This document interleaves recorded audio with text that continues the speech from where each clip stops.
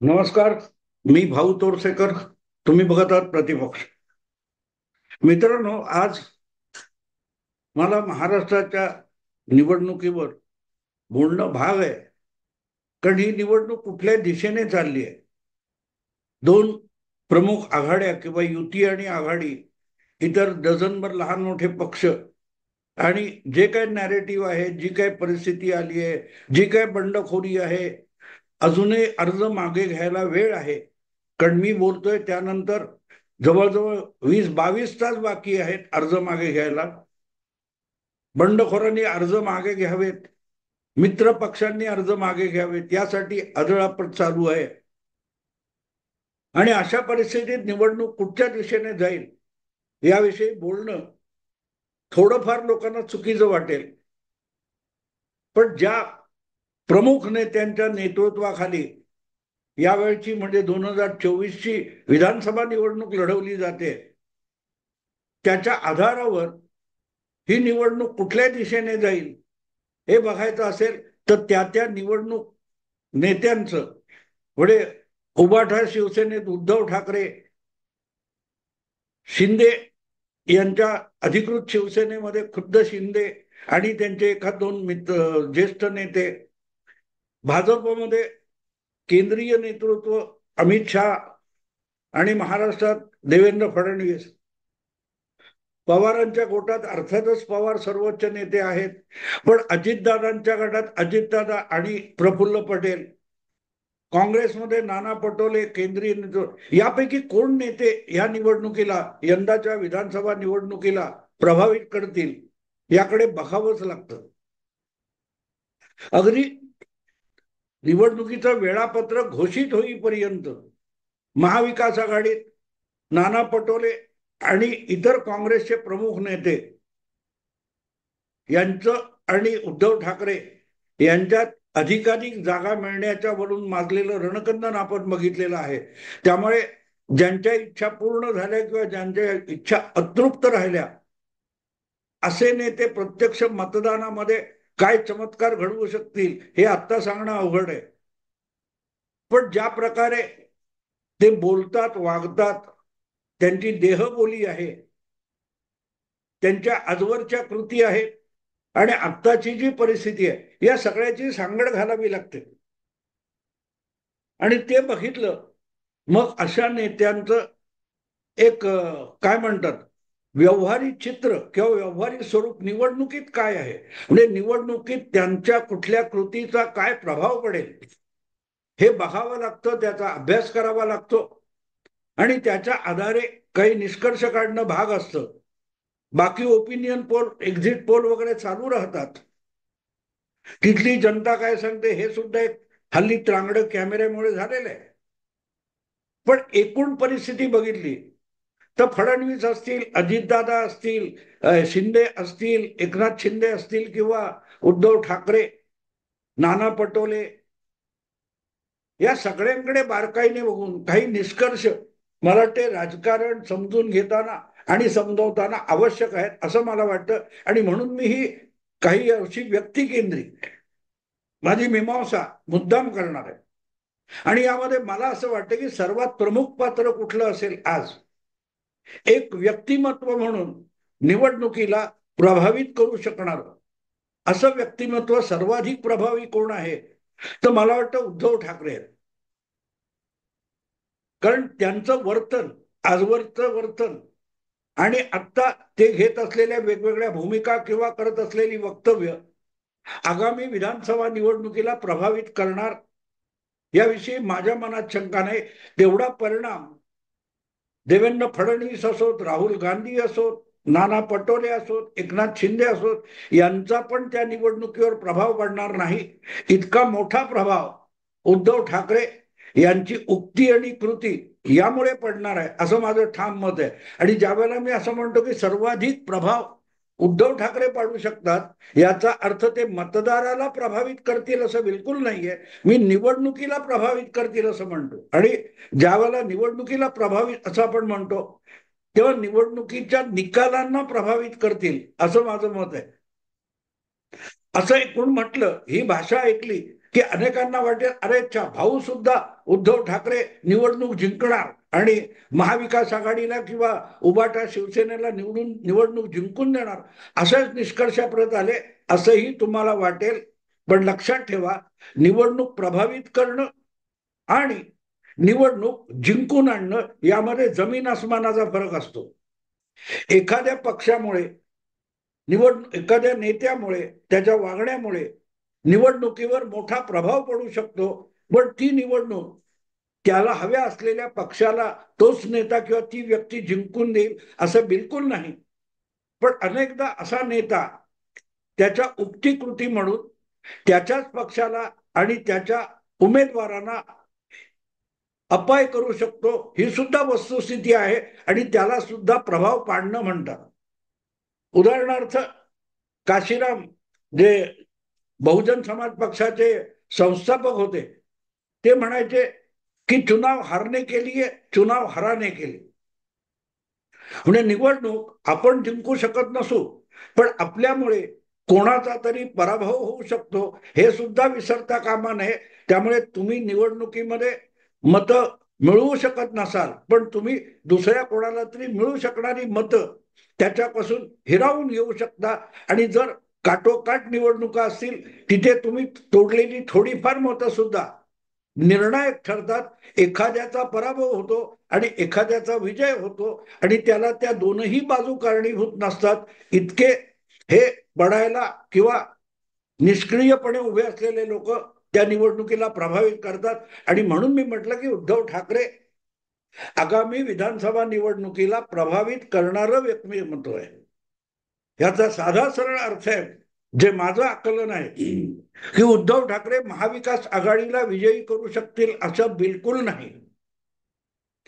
लोकसभा निवडणुकीत उद्धव ठाकरे यांच्यामुळे निवडणूक प्रभावित झाली, पण त्याचा त्यांच्या पक्षाला फायदा झाला नाही. तरीही काँग्रेस पक्षाला मोठा फायदा झाला. त्याच्या खालोखाल शरद पवारांच्या राष्ट्रवादी गटाला फायदा झाला.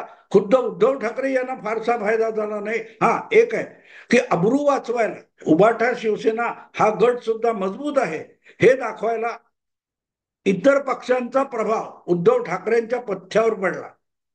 आता होऊ घातलेली विधानसभा निवडणूक आहे ती अधिक विस्कळीत स्वरूपाची आहे. कारण लोकसभेला प्रामुख्याने आघाड्या, युत्या, गठबंधन या दृष्टीने मतदानाकडे वळलेला असतो. पण जेव्हा निवडणूक अधिकाधिक छोट्या छोट्या मतदारसंघामध्ये आणि कमी कमी मतदारसंख्येमध्ये होत जातात, तेव्हा मतदारासमोर अनेक चॉईस उभे राहिलेले असतात, पर्याय उभे राहिलेले असतात. लोकसभेचा मतदारसंघ मोठा असल्यामुळे प्रचंड खर्च करून तिथे बंडखोरी किंवा असलं करायला लोक तयार नसतात. पण विधानसभेचा मतदारसंघ लोकसभेपेक्षा तुलनेने कमी होतो आणि कमी खर्चात निवडणूक लढवता येते. म्हणूनच अधिकाधिक बंडखोरी होते. आणि त्याच्याही खाली तुम्ही आलात नगरपालिका, महापालिका, जिल्हा परिषद वगैरे, तो मतदारसंघ आणखीन छोटा झाल्यामुळे कमी खर्चात निवडणुकीचा जुगार खेळता येतो आणि म्हणून बंडखोर, अपक्ष यांची संख्या वाढत असते. आणि अशा वेळेला दोन प्रमुख तुल्यबळ पक्ष किंवा आघाड्या समोरासमोर असतील तर त्यापैकी कोणाची तरी मतं खाऊन जाऊ शकणारा जो एखादा अपक्ष बंडखोर असतो तो सगळ्या निवडणुकीचा विचका करून टाकतो. आत्ता होऊ घातलेली जी महाराष्ट्र विधानसभेची निवडणूक आहे त्यामध्ये महायुतीत अजितदादा, एकनाथ शिंदे, फडणवीस या तिघांच्या नेतृत्वाखाली तीन प्रमुख पक्ष उतरलेले आहेत. त्यांना आपण महायुती म्हणतो. आणि समोर महाविकास आघाडी म्हणून जो गट उभा आहे त्यामध्ये सगळ्यात जास्त तगडा म्हटलं तर काँग्रेस, ज्याच्याकडे मतांची व्होट बँक आहे. शिवसेनेची दुबळी व्होट बँक असलेला उबाठा शिवसेना गट आहे. आणि आपलं अस्तित्व टिकवण्यासाठी गेले 6 महिने आटापिटा करणारे शरद पवार यांचा गट छोटा वाटत असला तरी अधिकाधिक स्ट्राईक रेट घेऊन त्यांनी स्वतःविषयी जनमानसात एक अपेक्षा निर्माण केलेली. आणि म्हणून हे 6 पक्ष किंवा त्यांचे नेते, त्यांचं व्यक्तिमत्व आपण समोर बघितलं की ह्या 6 पक्षांचे नेते त्यांचं व्यक्तिमत्व मतदाराला आणि निवडणुकीला किती प्रभावित करील हे जेव्हा आपण बारकाईने बघायला लागतो तेव्हा लक्षात येतं की सगळ्यात दुबळा, सगळ्यात हतबल आणि सगळ्यात चिडलेला, निराश असा नेता कोण असेल तर ते उद्धव ठाकरे. त्यांची दृष्टी आपल्या पक्षाला या निवडणुकीत अधिक सबळ करणं, सशक्त करणं आणि त्यातून अधिकाधिक जागा निवडून आणणं अशी बिलकुल नाहीये. त्यांची इच्छा ही फक्त मुख्यमंत्री पदावर टिकलेली आहे. आणि त्यामुळे या निवडणुकीकडे बघताना एकनाथ शिंदे यांना धडा शिकवणं, त्यांच्या भाषेत काय गद्दार वगैरे, भाजपने पक्ष फोडला म्हणून भाजपला धडा शिकवणं, अशी कुठलीही भूमिका उद्धव ठाकरे यांच्याकडे नाहीये. उद्धव ठाकरे यांचं सगळं लक्ष प्रामुख्याने किंवा प्राधान्यक्रमामध्ये सर्वात पहिला विषय की आपल्याकडून हुसकावून घेतलेलं मुख्यमंत्रीपद आपल्याला मिळणार की नाही आणि ते मिळावं याकडेच उद्धव ठाकरे यांनी आपलं लक्ष गेले 4 महिने केंद्रित केलेलं होतं. आणि म्हणून त्यांचा डोळा अधिकाधिक जागा विधानसभेच्या आपल्याला लढवायला मिळाल्या पाहिजेत आणि महाविकास आघाडीने आपलं नाव हे मुख्यमंत्री पदासाठी निवडणुकीच्या आधीपासून जाहीर केलं पाहिजे असा उद्धव ठाकरे यांचा हट्ट होता. तो मान्य झाला नाही. त्यामुळे ते अधिकाधिक निराश आणि नाराज झाले, उफराटही बोलायला लागले आणि मग मैत्रीपूर्ण लढती वगैरे वगैरे सुरू झालं. पण शेवटी एक असतं की लोकांसमोर दाखवायला घेतलेल्या भूमिका या फार काळ टिकतात असं नाही.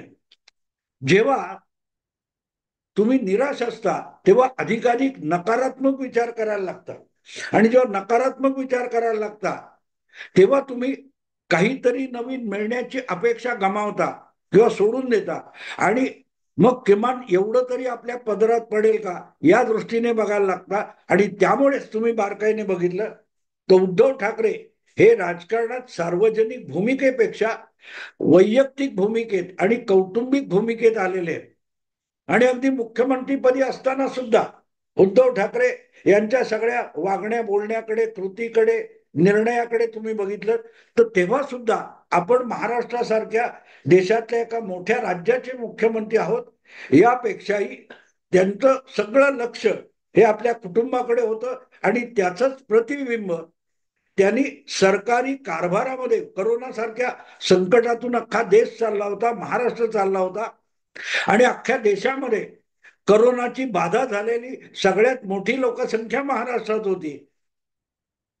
अधिकाधिक मृत्यू आणि अधिकाधिक रोगबाधा ही महाराष्ट्रात असताना मी उभा आहे, घाबरू नका असं उद्धव ठाकरे एकदाही बोलले नाहीत. मुख्यमंत्री असताना त्यांची भाषा कशी कौटुंबिक होती बघा.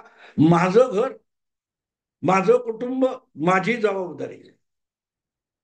जेव्हा मुख्यमंत्री असं म्हणतो तेव्हा प्रश्न असा पडतो, हा माणूस मुख्यमंत्री का झालाय? जनतेने आपल्या कुटुंबाची जबाबदारी स्वतः उचलायची असेल तर मग राज्यात सरकार, प्रशासन आणि मुख्यमंत्री आणि सरकार यांची गरज काय? जिथे सामान्य माणूस हतबल होतो, प्रचंड मोठ्या संकटात सापडतो, तेव्हा आपल्याला कुठून मदत मिळेल म्हणून आशेने बघायला लागतो. इतकं भयंकर संकट होतं, ना कामगार होतंय, ना रोजगार होता, ना उत्पन्न होतं, खाण्याची मोताद होती, बाजार बंद होते, सगळं अक्षरशः ढिगाऱ्याखाली गाडला गेलेला एखादा जीव असतो कोसळलेल्या इमारतीच्या ढिगाऱ्याखाली. तशी एकूण जनतेची, नागरिकांची आणि महाराष्ट्राची अवस्था होती.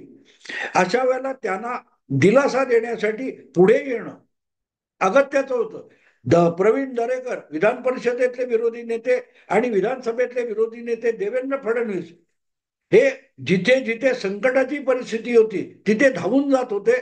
ते विरोधी नेता होते. सरकारच्या त्रुटी शोधणं आणि सरकारला जाब विचारणं ही त्यांची जबाबदारी होती. तर संकटात सापडलेल्या लाखो लोकांना मदतीचा हात पुढे करण्यासाठी त्यांच्यापर्यंत धावून जाणं ही मुख्यमंत्री म्हणून उद्धव ठाकरे यांची जबाबदारी होती. तर उद्धव ठाकरे आपल्या घरात लपून बसलेले होते. ऑनलाईन दर्शन द्यायचं, लोकांना काय म्हणतात तो आशीर्वाद द्यायचा, दर्शन द्यायचं, पण प्रत्यक्ष लोकांमध्ये जायचं नाही. हे शेवटी दुखणं शरद पवारांना आत्मचरित्रात सुद्धा लिहावं लागलं की 2.5 वर्षात माणूस 2 किंवा 3 दिवस सुद्धा मंत्रालयात गेला नाही आणि मुख्यमंत्री होता. तर ही जी उद्धव ठाकरेंची मानसिक भूमिका आहे की मी आणि माझं कुटुंब, त्यांना मुख्यमंत्री व्हायचंय, ते मुख्यमंत्री होते, पण महाराष्ट्रासाठी, महाराष्ट्राच्या 12-13 कोटी सामान्य नागरिकांसाठी उद्धव ठाकरे कधीतरी मुख्यमंत्री होते का? उद्धव ठाकरे आपल्या पित्याजींच्या निधनानंतर, देहावसानानंतर शिवसेनेचे पक्षप्रमुख झाले, पण ते कधीतरी शिवसैनिकांचे होते का? बारकाईने बघा, उद्धव ठाकरे यांची वाटचाल अशी दिसते की ते पक्षप्रमुख आपल्या कुटुंबापुरते आहेत, ते मुख्यमंत्री आपल्या कुटुंबासाठी होते, त्यांना मिळणारे सगळे अधिकार हे त्यांच्या कुटुंब आणि गोतावळ्या आणि परिवारापुरते होते. याच प्रकारे उद्धव ठाकरे वागलेले आहेत.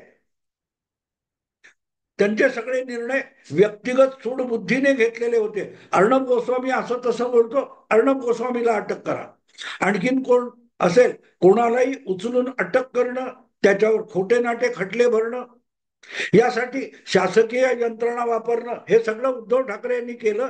कारण माझं कुटुंब माझी जबाबदारी, आणि माझं कुटुंब आणि परिवार सोडून उरलेल्या सगळ्यांनी आपापली जबाबदारी उचलायची.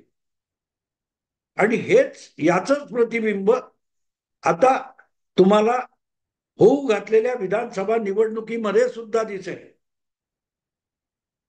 आपला मुलगा परत वरळी या विधानसभा क्षेत्रातून निवडून आला पाहिजे, याकडे त्यांचं लक्ष आहे.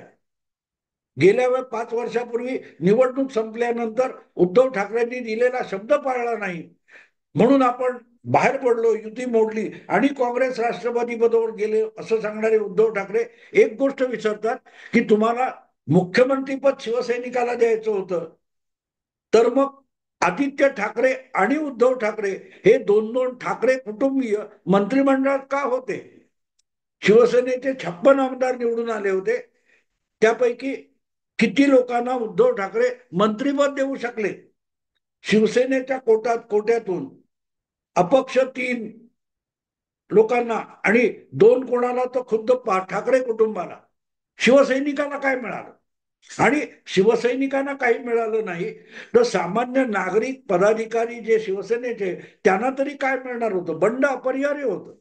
कारण उद्धव ठाकरे हे कधीही शिवसेनेचे पक्षप्रमुख हे पक्षासाठी नव्हते, ते आपल्या कुटुंबासाठी होते. आणि आता सुद्धा तुम्ही बघाल तर त्यांनी जे काही निवडणुकीकडे बघितलेलं आहे, ते अधिकाधिक जागा पाहिजेत, कारण अधिकाधिक उभाटाचे आमदार यावेत आणि त्यातून आपल्या कुटुंबाला अधिकाधिक मंत्रीपद आणि अधिकाधिक सत्ता मिळावी, या पलीकडे उद्धव ठाकरेंचा या निवडणुकीकडे बघण्याचा कुठलाही दुसरा दृष्टिकोन नाही.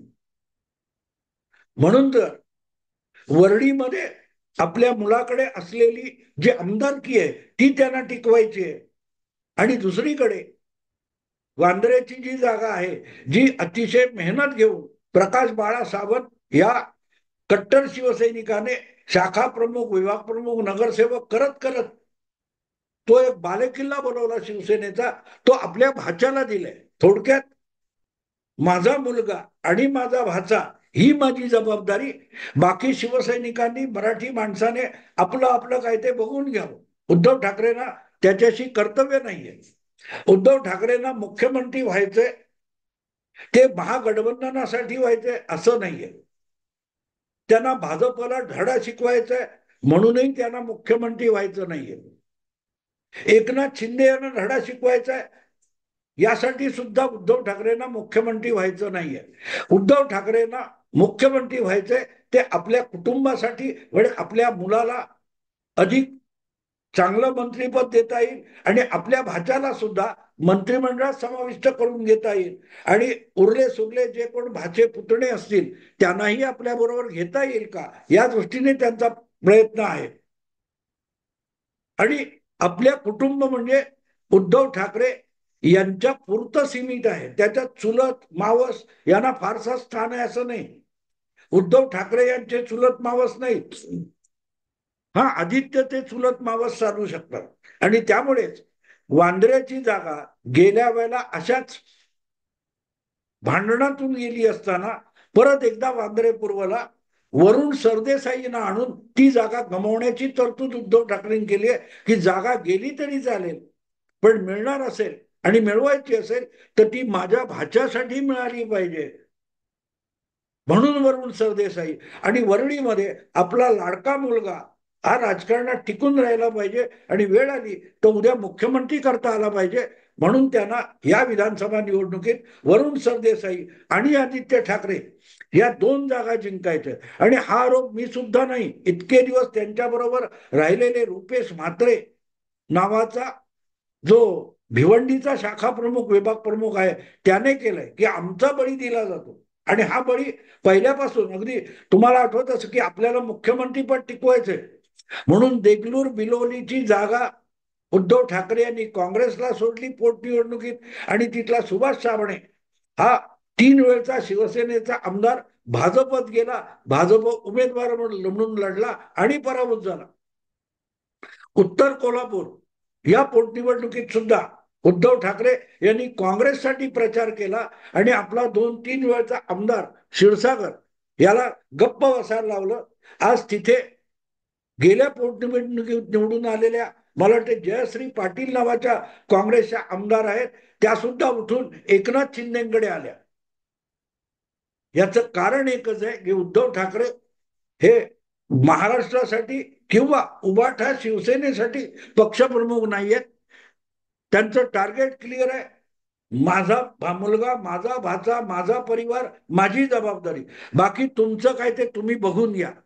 मग तो भिवंडीचा रुपेश म्हात्रे हा शाखा प्रमुख इच्छुक असेल किंवा आणखीन कुठला बांद्रा पूर्वचा असेल, आणखीन वरळीचा असेल, कुठलाही असेल, उद्धव ठाकरे हे आपल्या कुटुंबाच्या पलीकडे कुठलंही जग बघू शकत नाहीत. ठाकरे बाळासाहेबांपासून चालत आलेला ठाकरे परिवार जुमानत नाही. आपल्या व्यक्तिगत वैवाहिक जीवनात जी नाती निर्माण झालेत त्या पलीकडे उद्धव ठाकरे उरलेल्या कोणाकडेही बघत नाहीत, कोणाचीही जबाबदारी घेत नाहीत. आणि म्हणून उद्धव ठाकरे यांचा आगामी विधानसभा निवडणुकीवर विपरीत परिणाम होणार आहे. महाविकास आघाडीचा जो होऊ घातलेला दारुण पराभव आहे त्याची सगळ्यात मोठी जबाबदारी ही उद्धव ठाकरेंची असेल कारण त्यांनी महाविकास आघाडी आणि उभाटा शिवसेना यांची सुद्धा निवडणुकीसाठी जबाबदारी घेतलेली नाही, बाकी देखावा किती असो. मित्रांनो, हा विषय तुम्हाला आवडला लाईक करा, शेअर करा आणि प्रतिपक्षाला सबस्क्राईब करा. नमस्कार.